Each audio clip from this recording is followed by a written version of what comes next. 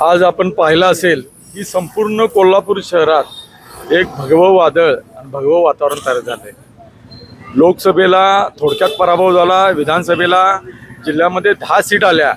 आणि कोल्हापूर महापालिकेत आपण पाहिलं असेल की शिवसेनेला अपेक्षित यश मिळत नव्हतं। परंतु ह्यावेळेचं वातावरण असं आहे की माजी नगरसेवकांची आणि इच्छुक उमेदवारांची या ठिकाणी रीग लागलेली आहे।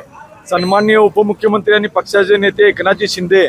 यांनी जे विकास कामासाठी निधी दिला आणि त्यांच्या रूपानं आता झालेल्या नगरपालिका निवडणुकीत देखील जो झंझावात महाराष्ट्रात उभा राहिला त्याच्यावर कोल्हापूरकरांचा प्रचंड मोठा विश्वास आहे। विधानसभेला 10 सीट देऊन